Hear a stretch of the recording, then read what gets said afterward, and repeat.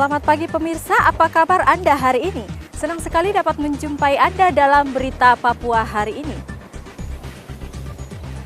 Saya Yuni Rumbarar bersama tim redaksi telah menyiapkan sejumlah berita menarik dan aktual untuk Anda. Berikut 3 berita utama.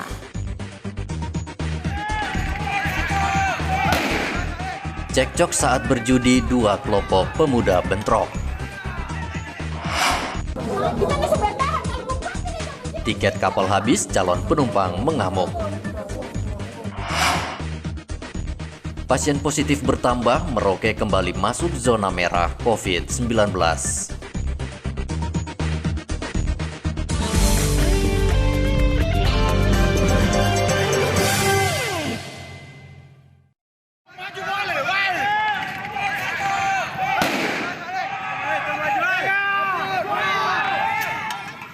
Diduga salah paham saat berjudi di Pasar Sanggeng, 2 kelompok pemuda bentrok. Aksi saling serang menggunakan batu dan senjata tradisional ini terjadi di Jalan Sanggeng, Manokwari, Papua Barat.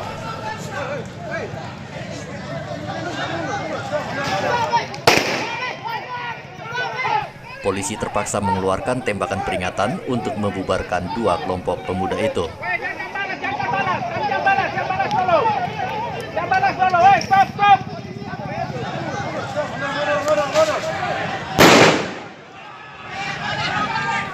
Cegah bentrokan meluas, polisi menutup Jalan Sanggeng selama 1 jam.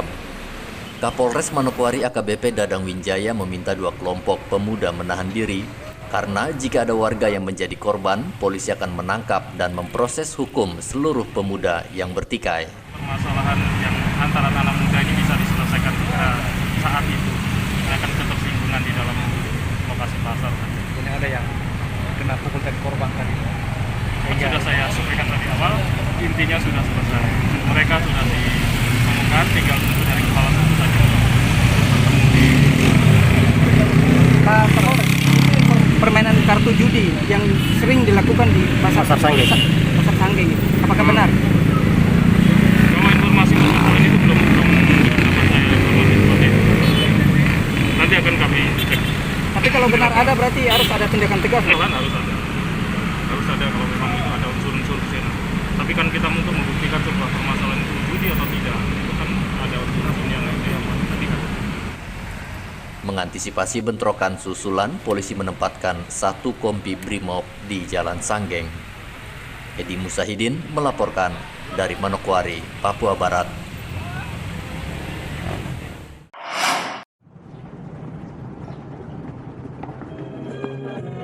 Jelang Pilkada serentak 9 Desember mendatang, Polda dan Kodam 17 Cendrawasih mengantisipasi serangan kelompok bersenjata. 2.577 polisi dan tentara disiapkan untuk mengamankan Pilkada serentak di 11 kabupaten. Kapolda Papua Irjen Paulus Waterpau mengatakan kelompok bersenjata kerap kali memanfaatkan Pilkada melakukan teror penembakan, sehingga pihaknya harus waspada. Jadi poinnya bahwa kami prinsipnya dari kepolisian terutama dibantu oleh ini siap mendukung penyelenggaraan pilkada di 11 kabupaten sebagaimana yang sudah ditetapkan oleh keputusan pemerintah. Didukung disiapkan dalam rangka pilkada ini masing-masing dari 11 kabupaten itu ada 2.577 personil untuk kabupaten, 11 kabupaten. Kami dari Polda menyiapkan 413 personil. Dengan minta kekuatan dari PKLB ini di dalam kabupatennya adalah 627 dan juga bantuan dinas adalah 7.174 dan juga kami menyiapkan Brimob dan Nusantara.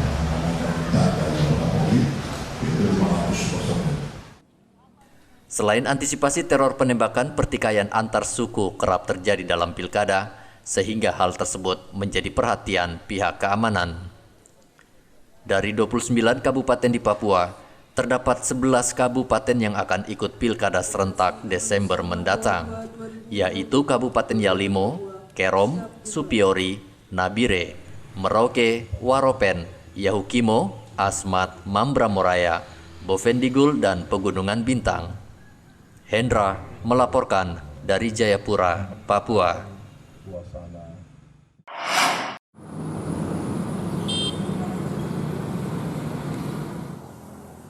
Pemerintah daerah Merauke akan membuka kembali seluruh sekolah di 11 kecamatan yang masuk dalam zona hijau. Pembukaan sekolah pada 13 Juli nanti wajib menerapkan protokol kesehatan yang ditetapkan pemerintah. Pihak sekolah mulai melakukan persiapan mulai dari mengatur jarak kursi siswa hingga menyiapkan tempat cuci tangan. Saiful, guru di SMP Negeri 2 Merauke, mengatakan pihaknya mengantisipasi penyebaran COVID-19 di sekolah dengan menerapkan sistem belajar ganjil genap. Kami dari SMP 2 itu menunggu semua kebijakan dari dinas. Tanggal 13, kalaupun itu kita untuk mulai tahun ajaran baru, ya Bu ya, tahun ajaran baru kami siap. Oh gitu. Semuanya kami siap. Tinggal kami menunggu para peserta pendaftar ulang ini dari tanggal 6 sampai tanggal 11. Tanggal 13 itu sudah masuk tahun ajaran baru. Itu kalau dengan dari dinas, kalau memang belum, kami begitu semuanya dari Pemda. Kalau memang ada kami diizinkan untuk buka, untuk SMP 2 kami sudah siapkan itu program-program masa pandemi COVID-19 ini, belajar dengan sistem ganjil genap. Seperti apa itu? Yaitu mungkin pengurangan jumlah jam pelajaran itu, kalau seandainya itu 1 jam menjadi setengah jam. Oh gitu. Ya, nanti kami atur ganjil genap seperti apa. Nanti yang ganjil dulu masuk, nanti selesai baru yang genap masuk. Sehingga pulangnya tetap tidak sampai sore, mungkin cuma sampai siang. Sementara itu, Kepala Dinas Pendidikan Merauke, Sony Betaubun, menambahkan jika ada sekolah yang melanggar protokol kesehatan akan langsung ditutup. Nah, secara geografis wilayah untuk nasional dalam tahun ajaran baru adalah tanggal 13 Juni. Nah, untuk Kabupaten Merauke di tanggal 13 Juni akan melaksanakan kegiatan pertama adalah daerah 3T. Daerah 3T adalah zona hijau. Nah, daerah 3T itu ada di 11 distrik. Dari 11 distrik dari 20 distrik, sebetulnya distrik yang namanya COVID adalah distrik Merauke. Selain itu tidak ada, tetapi kami mempersiapkan dulu guru-guru yang ada di dalam rapid test dan juga pengecekan sebelum dia kembali ke tempat tugas. Kabupaten Merauke kembali dinyatakan zona merah setelah Satgas COVID-19 menemukan 2 pasien terpapar COVID-19.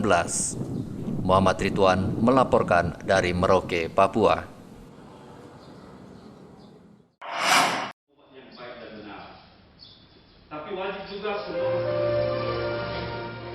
Selain COVID-19, Dinas Kesehatan Mimika juga fokus menangani penyakit malaria. Untuk menurunkan kasus malaria di Mimika, Dinas Kesehatan membentuk kelompok kerja yang akan bertugas melakukan sosialisasi bahaya penyakit malaria di kampung-kampung. Kepala Dinas Kesehatan Mimika, Reynold Ubra, mengatakan warga Mimika jangan menganggap remeh penyakit malaria karena sesuai data Dinkes, angka kematian penyakit malaria tinggi. 7 dari 10 orang yang dinyatakan malaria itu tidak patuh minum obat. Jadi angka ketidakpatuhan akibat pengobatan malaria ini sangat tinggi di Timika. Ini menyebabkan penduduk sering mengalami penyakit berulang. Nah, kita pikir secara teknis medis protokol penanganan tata laksana kasus malaria ini sudah dilakukan oleh pemerintah Kabupaten Mimika melalui Dinas Kesehatan. Tapi kami pikir bagaimana kontribusi yang terbesar untuk pengendalian maupun menurunkan kasus malaria itu harus ada keterlibatan sektor terkait dan masyarakat. Dalam konteks inilah dan konsep inilah makanya kita membentuk Pokja. Pokja malaria sudah terbentuk di distrik Mimika Timur, distrik Mimika Baru, hari ini di distrik Kuala Kencana. Besok akan kita melakukan pertemuan sosialisasi advokasi yang sama untuk distrik Wania.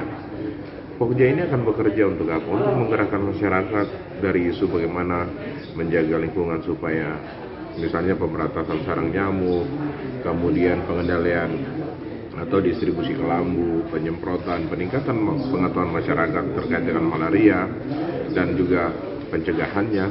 Dan yang terpenting juga adalah isu kepatuhan kepatuhan terhadap pengobatan. Ini harus dikawal supaya kasus malaria bisa turun dan yang ditemukan bisa secepat sembuh. Dinas Kesehatan Mimika mencatat kasus malaria selama 3 tahun terakhir cukup tinggi, di mana pada 2017 total 92.559 kasus malaria. 2018 turun menjadi 64.640 kasus, dan tahun 2019 naik menjadi 82.192 kasus, dengan angka kematian 1% setiap tahun. Warga Mimika diminta melakukan pola hidup bersih agar terhindar dari penyakit malaria. Igobat Momolin melaporkan dari Mimika, Papua.